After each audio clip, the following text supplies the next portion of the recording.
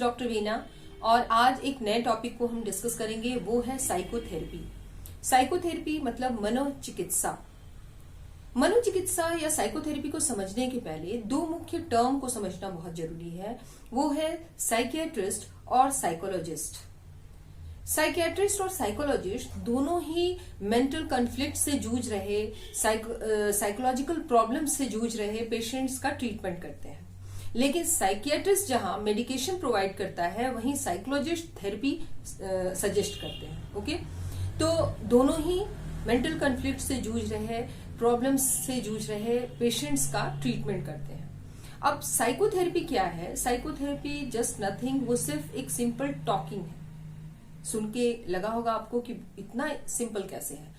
Actually देखिए, ये इस सिद्धांत पर कायम है, इस सिद्धांत पर ये बना हुआ है साइकोथेरेपी, जो जनरल टॉक में हम लोग यूज करते हैं कि किसी से बात करने पर दिल हल्का होता है, किसी समस्या का समाधान बात करने से हो सकता है। ये इस सिद्धांत पर कार्य करता है और इसीलिए इस साइकोथेरेपी को जस्ट टॉक थेरेपी और पास्ट एनालिसिस थेरेपी भी कहते हैं, क्योंकि इसमें एक जैसे कि एक टाइम मशीन में बैठ के हम अपने पास्ट में घूमकर आ जाते हैं और पास्ट में कौन कौन सी प्रॉब्लम्स हमने झेली है, उसका असर हमारे पूरी पर्सनालिटी पर पड़ता है। साइकोथेरेपी को समझने के पहले ये समझना होगा कि मैंने कहा ना, is nothing just talking, talk to each other. किसी के साथ भी आप बातें करते हो एक दूसरे से, तो वो भी एक थेरेपी है। पर साइकोथेरेपी में क्या अंतर है कि आप किससे बात कर रहे हो, तो आप एक किसी प्रोफेशनल से बात कर रहे हो और एक खास सेटिंग में बात कर रहे हो। वो सेटिंग कैसी होगी? वो सेटिंग ऐसी होगी जिसमें आप डेविएट नहीं होगे। आप एक फ्लो में, फ्री एसोसिएशन मेथड के द्वारा आप अपनी बातों को, अपने इमोशंस को, अपनी फीलिंग्स को बोलते जाओगे और थेरेपिस्ट जो है वो एनालाइज करेगा। यहां तक कि थेरेपिस्ट जो है वो आपके सामने भी नहीं रहेगा, ताकि उसके चेहरे के भावों से भी आप डेविएट ना हो जाए। तो ये है साइकोथेरेपी।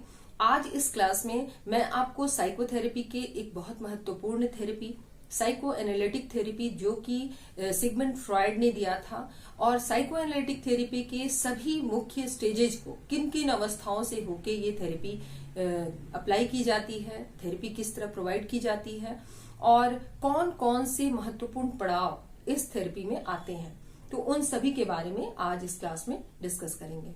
सिगमंड फ्रॉयड का ये मानना था कि हमारे जो चाइल्डहुड मेमोरीज हैं, चाइल्डहुड अनफुलफिल्ड डिजायर्स हैं, साइकोसेक्सुअल डिजायर्स होते हैं बचपन के, वो सब चीजों का हमारे पर्सनालिटी पे बहुत असर होता है। और इसे आप इस तरह भी समझ सकते हैं कि जैसे एक मल्टी स्टोरेज बिल्डिंग है, वो बिल्डिंग है और वो बहुत अच्छी बिल्डिंग है, बहुत मजबूत देखने में लग रही है, लेकिन अगर उसकी नींव कमजोर होगी तो क्या वो मौसम के झंझावातों को सह पाएगा? क्या वो भूकंप, फ्लड वगैरह को सह पाएगा? बिल्कुल नहीं। उसी तरह एक व्यक्ति का व्यक्तित्व, एक व्यक्ति का पूरा जीवन उसकी चाइल्डहुड मेमोरीज, अनफुलफिल्ड डिजायर्स पे डिपेंड करता है। अगर किसी का बचपन स्मूथली चला, कहीं कोई ज्यादा प्रॉब्लम्स नहीं आई, ज्यादा उतार चढ़ाव नहीं आया, तो फिर उसका एक बैलेंस्ड लाइफ जीते हैं वो। पर अगर चाइल्डहुड मेमोरीज ऐसी हैं कि कुछ गलत घट गया हो, बहुत बुरा बीता हो, तो उसका असर होल लाइफ उसको झेलना पड़ता है, जिसके परिणाम स्वरूप आप lack of confidence, lack of self esteem, बहुत सी चीजें ऐसी हैं। बहुत से लोग बहुत ज्यादा एग्रेसिव होते हैं, बहुत से लोग बहुत ज्यादा क्रोधी होने की वजह से बहुत ज्यादा वायलेंस करते हैं, और ये सारी चीजों का जो मेन रूट कॉज है ना, वो उनकी चाइल्डहुड मेमोरीज है, अनफुलफिल्ड डिजायर्स हैं, जो किसी न किसी कारण से अनकॉन्शियस माइंड में रिप्रेस कर दी गई और वो ही आगे चल के निकलती हैं। तो साइकोथेरेपी कुछ नहीं है, psycho analytic therapy just talk therapy है, पास्ट एनालिसिस थेरेपी है, just like a way to see your unconscious, a way to know your unconscious, a way to know about your past experiences। एक time machine में बैठ के आपको past experiences को खंगालना है कि गुत्थी कहाँ सुलझी हुई है। और इसको एक बहुत सिंपलेस्ट फॉर्म में मैं बता सकती हूँ। जैसे बचपन में हम लोग, मम्मी स्वेटर बुनती थी और आपके पास एक ऊन का गुच्छा पड़ा होता था, जो मम्मी कहती थी कि इसके आप बॉल बना दो, वुलन बॉल बना दो। तो आप करते क्या थे कि उलझे हुए उनके लक्ष्यों से आप एक गोला सुलझाते थे। तो सुलझाने की प्रोसेस थेरेपिस्ट का है, और उलझे हुए जो कन्फ्लिक्ट्स हैं, जो ग्रंथियां हैं, मानसिक ग्रंथियां हैं, वो है क्लाइंट, जो अपनी बातों को फ्री एसोसिएशन के द्वारा आपके पास दे रहा है और आपका काम है सुलझाना। तो आज इस क्लास को शुरू करते हैं। साइकोथेरेपी को समझने के लिए इस पिक्चर को आप ध्यान से देखें। इस पिक्चर के द्वारा बहुत कुछ समझा जा सकता है साइकोथेरेपी के बारे में या मनोचिकित्सा के बारे में। तो मनोचिकित्सा या साइकोथेरेपी होती क्या है, प्रोसेस, वो आपको समझना है। यहाँ हम देख रहे हैं कि यहाँ दो व्यक्ति हैं। एक व्यक्ति है जिसके पास कुछ उलझे हुए वुलन थ्रेड्स हैं, यानी कि ऊन के कुछ उलझे हुए लच्छे हैं जो कि इस व्यक्ति के पास है, और दूसरा व्यक्ति के क्या कर रहा है, इस उलझे हुए ऊन के लच्छों के गोले बना रहा है। गोले बना रहा है यानी वो सुलझा रहा है। जस्ट लाइक दैट साइकोथेरेपी भी यही प्रक्रिया है। रोगी के कन्फ्लिक्ट्स और समस्याओं का, मानसिक गुत्थियों को सुलझाने की एक प्रक्रिया है। ओके, साइकोथेरेपी क्या है? रोगी के मानसिक ग्रंथियों को या मानसिक कॉन्फ्लिक्ट्स को सुलझाने की एक प्रक्रिया है। ओके, ये आप समझ सकते हैं। नेक्स्ट जो है, जो इसकी डेफिनेशन पे अगर हम चलते हैं तो अकॉर्डिंग टू स्ट्रेंज एक बहुत बड़े मनोवैज्ञानिक थे। उनके अनुसार psychotherapy is a conversation between two people, यानी कि साइकोथेरेपी एक ऐसी प्रक्रिया है, एक बातचीत की एक ऐसी प्रक्रिया है जिसमें दो व्यक्ति होते हैं। कौन कौन से दो व्यक्ति हैं वो देखिए। पहला तो है वो पेशेंट जिसे कोई प्रॉब्लम है, और सेकंड है अ प्रोफेशनल थेरेपिस्ट। ओके, पहला है वो पेशेंट जिसे कोई भी मानसिक समस्या या मानसिक गुत्थी है, और दूसरा होता है वो डॉक्टर या वो प्रोफेशनल थेरेपिस्ट जिसके पास वो रोगी समस्या लेकर जाता है। और पेशेंट कौन है? तो पेशेंट वो है जिसके पास कुछ इमोशनल डिस्टर्बेंसेस हैं या संवेगात्मक समस्याएं हैं। और थेरेपिस्ट कौन है? एक ट्रेंड प्रोफेशनल है, एक प्रशिक्षित चिकित्सक करता है जो कि उनकी समस्याओं का समाधान कर सकता है। ओके, एक्चुअली साइकोथेरेपी में बहुत सी थेरेपीज़ हैं, परंतु हम लोग जो इस क्लास में आज लेके चल रहे हैं वो है आपको साइको एनालिटिक थियोरी या psycho analysis theory by Sigmund Freud. Sigmund Freud ने इस सिद्धांत को दिया था। चिकित्सा की इस विधि का मुख्य उद्देश्य क्या है कि actually we already discuss about this कि this is a talk therapy या पास्ट एनालिसिस थेरेपी। तो इस विधि का मुख्य उद्देश्य ही है कि अनकॉन्शियस माइंड में जो रिप्रेस्ड डिज़ायर हैं, जो रिप्रेस्ड मेमोरीज हैं, उनके साइको सेक्सुअल डिज़ायर्स या चाइल्डहुड से उत्पन्न मानसिक संघर्ष या कॉन्फ्लिक्ट्स का अध्ययन करना ही इस चिकित्सा विधि का मुख्य उद्देश्य है। तो हम लोगों ने अभी जो बात की उसमें कहा मानसिक संघर्ष या कॉन्फ्लिक्ट्स। तो अब समझने की आवश्यकता ये है कि आखिर ये कॉन्फ्लिक्ट्स होते कैसे हैं या कैसे ये उत्पन्न होते हैं, कैसे ये तैयार हो जाते हैं। तो इन कॉन्फ्लिक्ट्स के बारे में जानना बहुत आवश्यक है, क्योंकि आज यदि किसी व्यक्ति का व्यक्तित्व किसी भी प्रकार का है, एग्रेसिव है या शांत है या जैसा भी उसका पर्सनैलिटी है, वो डिपेंड करता है कि उसके लाइफ में कौन कौन से कॉन्फ्लिक्ट्स का वो शिकार रहा है। तो इन कॉन्फ्लिक्ट्स के बारे में जानने के लिए सबसे ज़रूरी है ये जानना कि जो फ्रॉयड ने ईड, ईगो, सुपर ईगो की चर्चा की है, और ईड, ईगो, सुपर ईगो के आपसी कोऑर्डिनेशन से ही एक बैलेंस्ड पर्सनालिटी का निर्माण होता है, ये हम सभी जानते हैं। ईड, ईगो, सुपर ईगो के तीनों के सामंजस्य में थोड़ा भी अगर प्रॉब्लम होता है तो कॉन्फ्लिक्ट्स होते हैं, और यही ईड, ईगो, सुपर ईगो के वर्क कल्चर को समझाने के लिए हम लोगों ने प्रीवियस क्लासेस में भी इसके बारे में पूरे डिटेल में हम लोग पढ़ चुके हैं।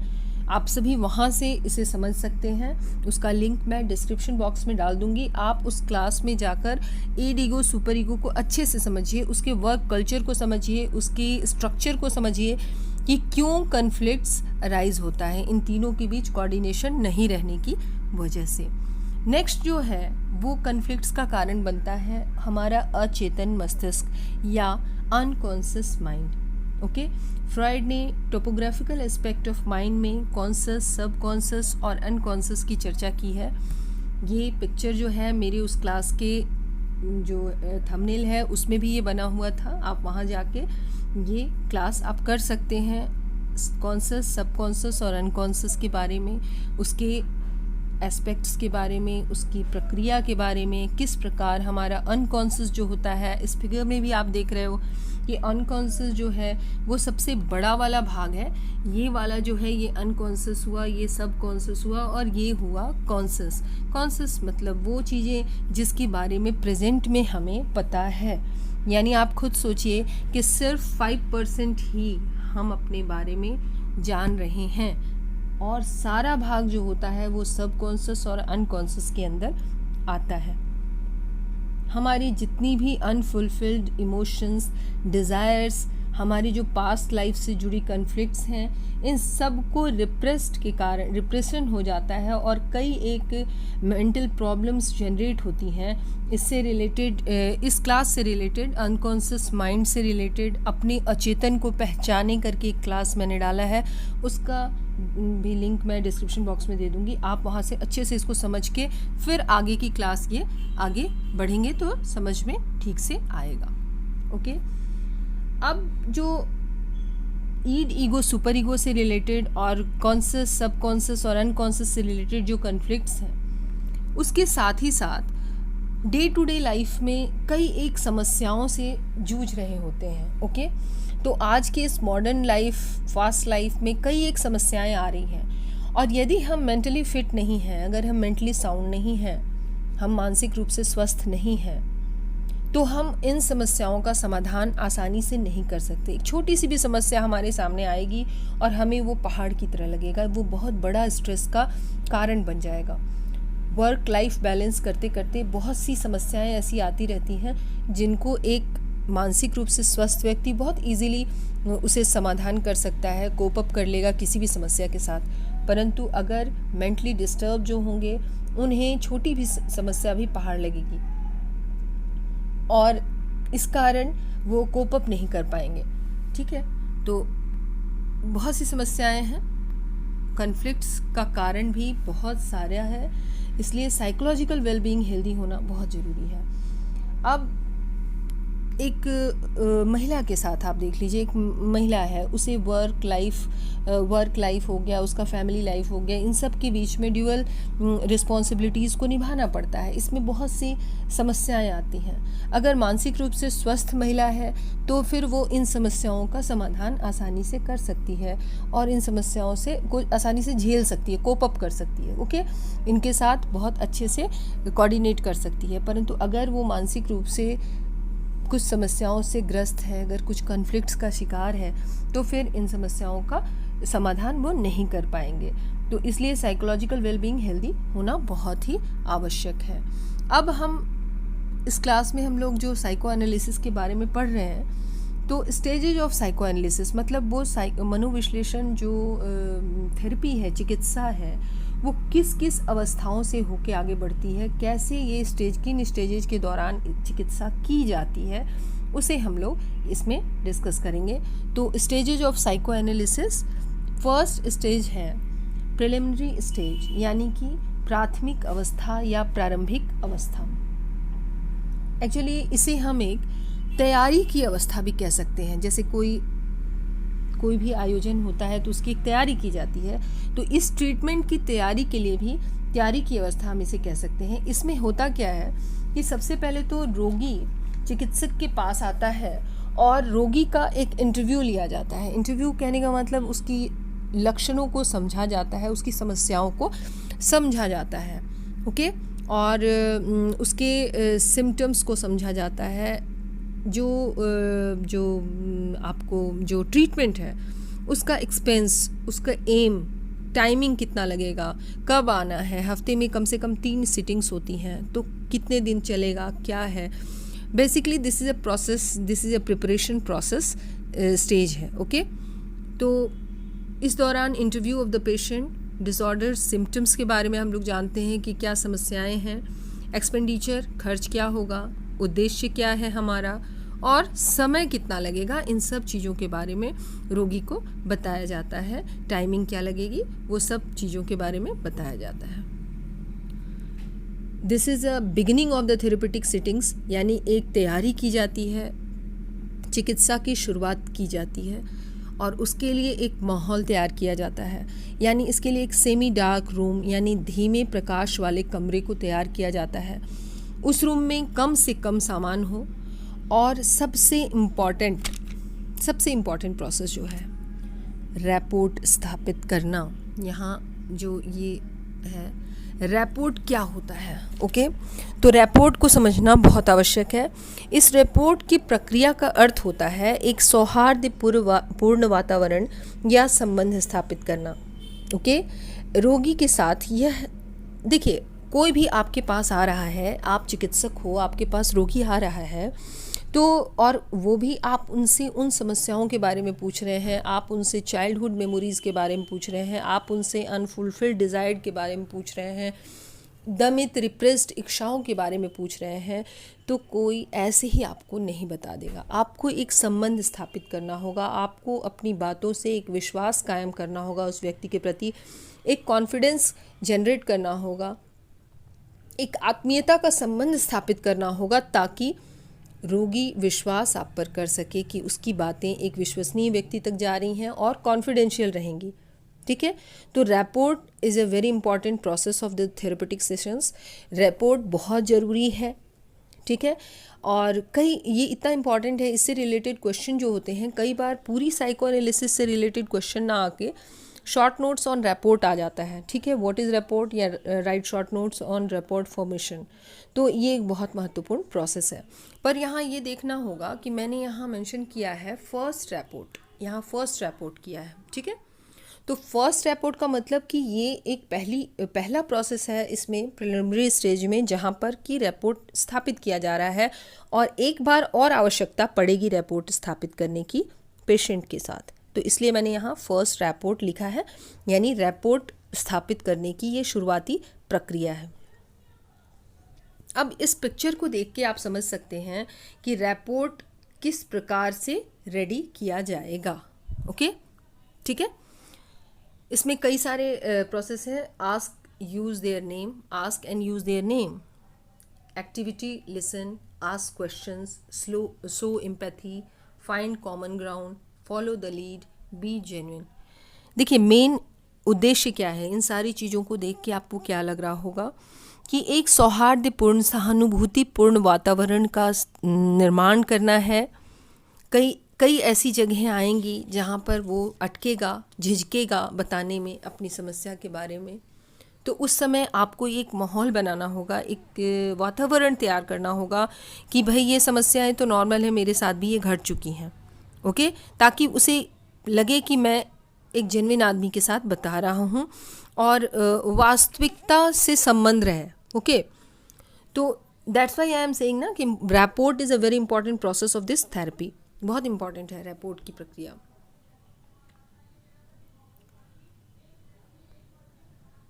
अब जो नेक्स्ट प्रोसेस है, ये रैपोर्ट की प्रक्रिया मैंने बता दी यहाँ। अब जो नेक्स्ट जो प्रोसेस है फर्स्ट स्टेज का ही है, ये प्रिलिमिनरी स्टेज ही चल रहा है हमारा, प्रारंभिक अवस्था ही चल रही है।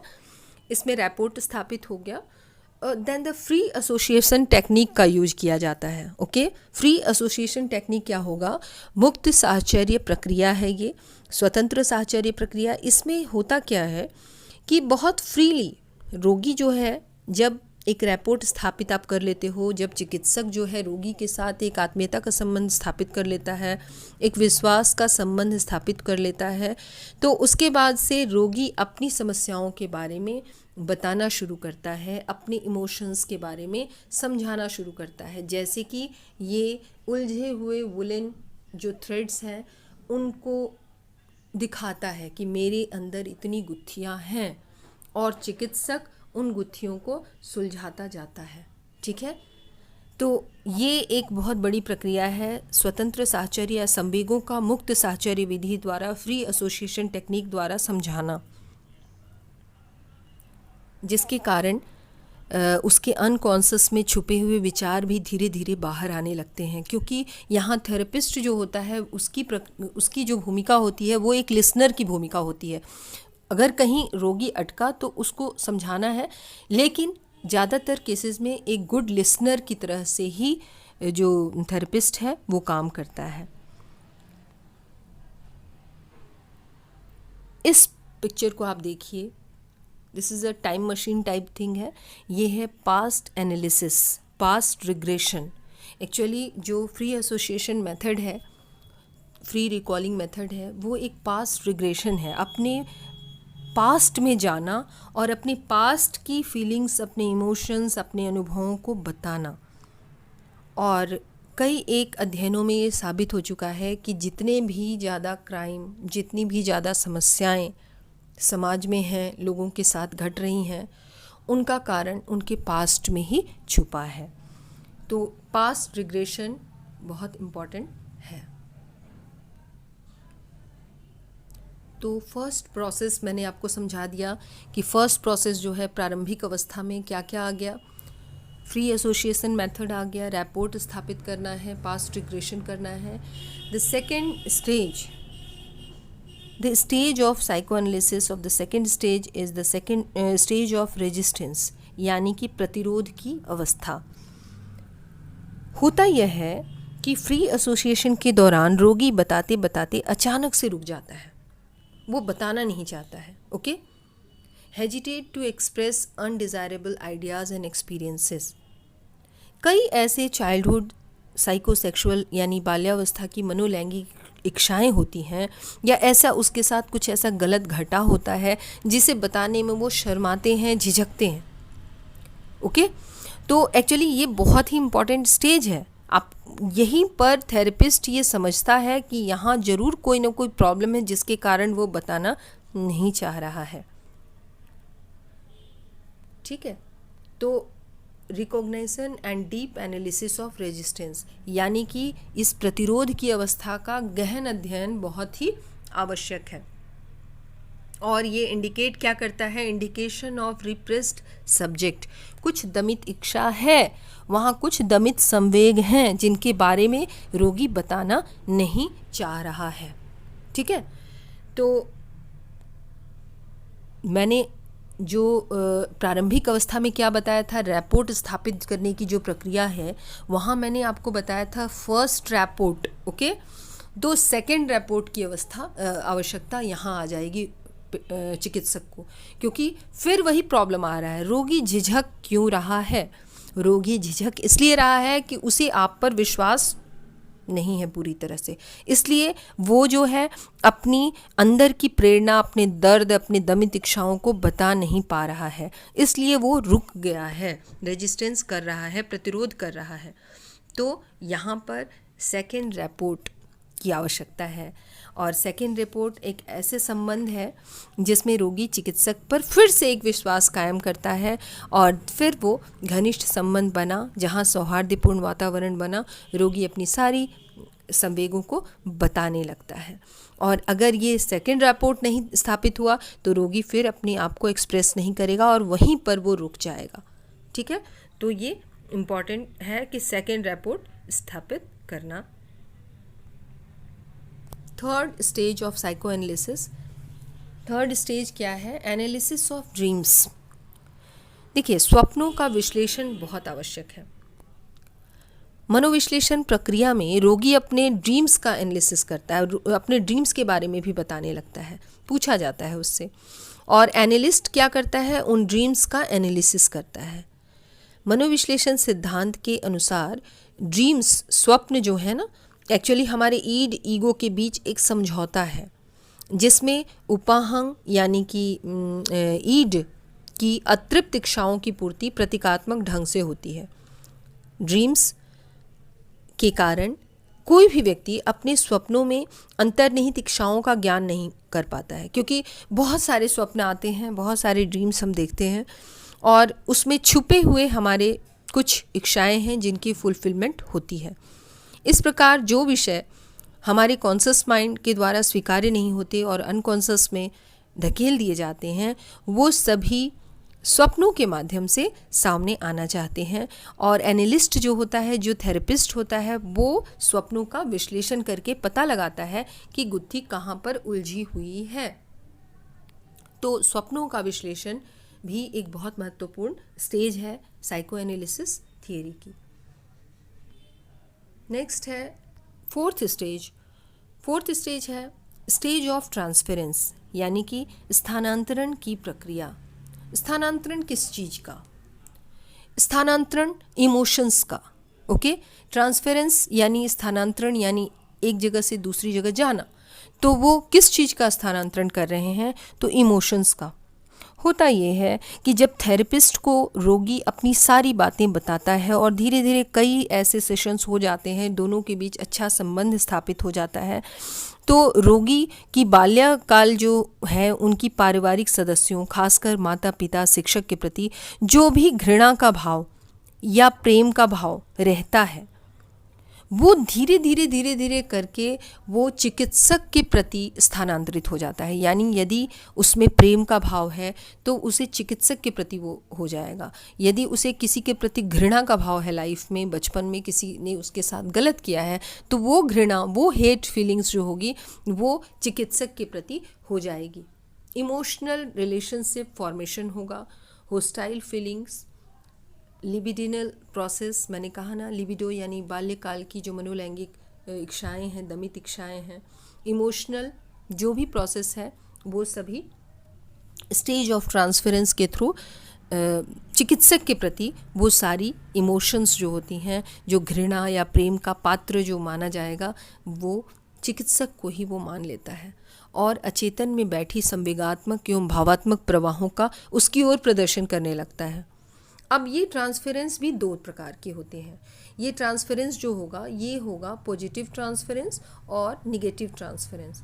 पॉजिटिव ट्रांसफरेंस में क्या होगा? रिलेशन ऑफ लव, यानी कि प्रेम, अफेक्शन, लगाव, इमोशनल अटैचमेंट, संवेगात्मक अपनापन और नज़दीकी। किसके प्रति? तो थेरेपिस्ट के प्रति, जो चिकित्सक है। और निगेटिव ट्रांसफरेंस में क्या होता है? निगेटिव ट्रांसफरेंस में relation of hatred, emotional detachment, distance, एक दूरी, विलगाव, संवेगात्मक विलगाव यानी hostile ambivalence and the emotional detachment और सेपरेशन की प्रक्रिया चिकित्सक के प्रति करने लगता है। ये दोनों ही स्थितियों में चिकित्सक के लिए बहुत कठिनाई हो जाती है। इस अवस्था में चिकित्सक को बहुत ही संयम और धैर्य से काम लेना पड़ता है और ये ट्रांसफरेंस की प्रक्रिया द्वारा जो पेशेंट है उसके अनकॉन्शियस में दमित जो इच्छाएं हैं, जो संवेग हैं, उन पे प्रकाश डाला जाता है।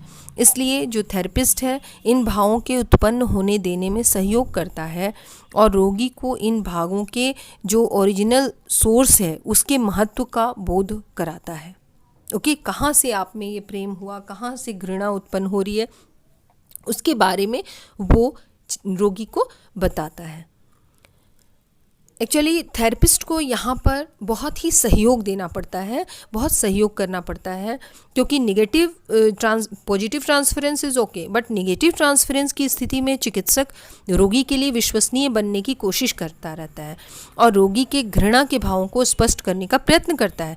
जैसे वो कहता है कि अभी आप अपना क्रोध हम पर उतार रहे हैं, लेकिन क्या आप सोच सकते हैं कि आप ऐसा क्यों कर रहे हैं? इस प्रकार रोगी अपने निगेटिव सेंटिमेंट्स को चिकित्सक पर प्रोजेक्ट करता है, तो फिर वो समझता भी है कि वो क्यों कर रहा है। ओके, तो ये मनोविश्लेषण की चौथी स्थिति हुई थी, ट्रांसफरेंस। नेक्स्ट और लास्ट जो स्टेज है वो है stage of termination of psycho analysis session, यानी मनोविश्लेषण के समापन की अवस्था। इसे हम अवस्था क्यों कह रहे हैं? ये तो लास्ट है, इसे तो अवस्था नहीं कहना चाहिए। जस्ट यहाँ तो एंड हो जाएगा थेरेपी का, यानी कि रोगी का इलाज हो चुका है, अब रोगी को चले जाना है। तो फिर इसे स्टेज क्यों कहते हैं? एक्चुअली ये भी एक बहुत इम्पॉर्टेंट स्टेज है। मनोविश्लेषण की अवधि में चूंकि पेशेंट और थेरेपिस्ट के बीच एक गहरा संबंध स्थापित हो जाता है, हम लोगों ने कहा ना कि उसकी अंदर की दमित इच्छाओं को जानने के लिए एक बहुत ही मजबूत रैपोर्ट स्थापित करना पड़ता है। एक बार नहीं बल्कि 2 बार रैपोर्ट स्थापित करना पड़ता है। ठीक है, जब रेजिस्टेंस के दौरान जब सेकंड रैपोर्ट स्थापित होता है ना, तो और विश्वसनीय संबंध दोनों के बीच कायम हो जाता है और इसका लाभ उठाते हुए चिकित्सक रोगी के लक्षणों का निराकरण करता है। लेकिन जब संबंध टूटता है, रोगी की इस विधि में चिकित्सा की इस विधि में जब संबंध तोड़ा जाता है, चूंकि वो उसका सॉल्यूशन हो चुका है, तो संबंध विच्छेद की प्रक्रिया भी अचानक से नहीं होनी चाहिए। बहुत शीघ्रता नहीं करनी है, इसमें इमीडिएट एकदम ख़त्म नहीं कर देना है। संबंध विच्छेद में शीघ्रता करने पर पेशेंट कभी कभी नए लक्षणों को प्रकट करने लगता है। इसलिए संबंध विच्छेद या रिलेशन टर्मिनेशन की अवस्था लंबी रखी जाती है और धीरे धीरे ऐसा किया जाता है। इस बीच रोगी के रिकंस्ट्रक्शन ऑफ पर्सनालिटी होता है, यानी कि व्यक्तित्व का पुनः निर्माण उसका होता है और इससे रोगी का वास्तविकता के साथ संबंध स्थापित होने लगता है, जिससे वो एडजस्टमेंटल बिहेवियर फिर करेगा और उसमें कोई निगेटिव लक्षण नहीं दिखेंगे इस संबंध को तोड़ने से। इसलिए मनोविश्लेषण में समापन की अवस्था जो होती है, यानी टर्मिनेशन ऑफ साइकोएनालिसिस सेशन भी बहुत इम्पॉर्टेंट है। आई होप आपने इस क्लास को अच्छे से समझा होगा। साइको एनालिटिक थ्योरी से रिलेटेड कोई भी क्वेश्चन हो तो आप कमेंट बॉक्स में दीजिए, मैं उन सभी क्वेश्चन का आंसर देने की पूरी कोशिश करूंगी। व्हाट्सएप ग्रुप से जुड़े हुए जो मेरे स्टूडेंट्स हैं वो सभी assignment time to time submit करें, वहां इवैल्यूएशन स्टार्ट हो चुका है। तो फिर नेक्स्ट क्लास में मिलते हैं।